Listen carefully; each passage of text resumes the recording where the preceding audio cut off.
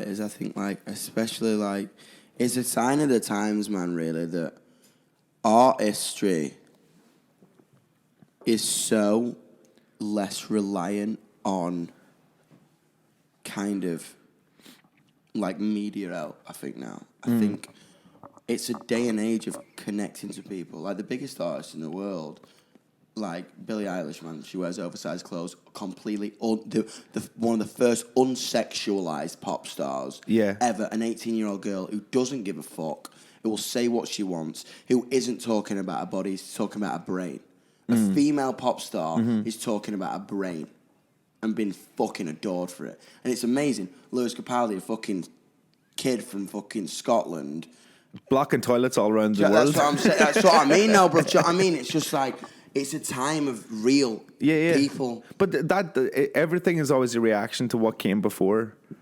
Like you can see it in music. Like grunge music killed off hair metal. Britpop killed off grunge. You know, circles are coming and ending all the time. And there's been a long period of prim and proper pop stars who have been happy to do whatever the record label tells them, to be media savvy and play that. And it's fucking boring, dude. And that's what I mean, and that's what culture is. And no one got me in the arena. No one understood me. Yeah, everyone thought I was too loud, too bratty. Everyone thought I was naively talking about issues and politics and what was on my mind when. The misconception about my generation is that's what we are doing, but we are absolutely the complete opposite. We are an informed generation. We know what we're talking about. We pride ourselves. It's cool to give a fuck now. I think a lot of the problem stems from the fact that older people think that younger people aren't as smart as they actually are. Like I can definitely say with a lot of confidence that, like, on general issues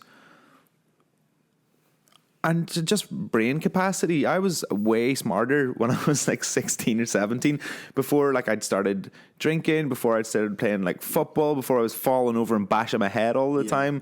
Like, I'm better at certain skills now, but as an actual open-minded, intelligent person, I think I had more brain cells around that stage. Dude, I just think it's like the people, that's the one common denominator I find. Like, and I've been all over the world. You know what I mean? I've met young people in Australia, Perth, in Nijmegen, Holland, in Atlanta, Georgia, in Toronto, Canada. You know what I mean? Like, it's kind of gone mental how quickly the fan base ignited and the family and the community ignited.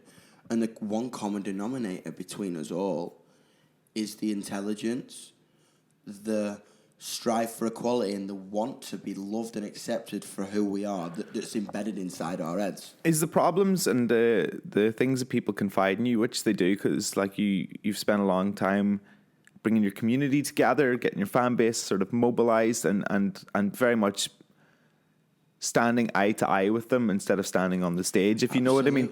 But is the fears that you have and that they have universal? Like, does somebody in Switzerland or Australia have the same feeling as somebody in the UK? That's what's crazy. Yeah. It's like a such smaller planet now. It's such a smaller planet because everything has become so universal. Like, I can speak to anybody from any country within 2 minutes. We're all thinking the same things. The same things are going through our brains. That's like genuinely one thing I've learned. And like, I'm in the front line. You know what I mean? I've not stopped touring for 18 months, and I'm not going to stop till probably we're booking shows till March next year. Does that give you panic? No, man, I love it. Yeah. It gives me purpose. Yeah. It gives me like, at the end of the day, like, that was the reason I got into this, and that was the biggest misconception about me, I think, at the start.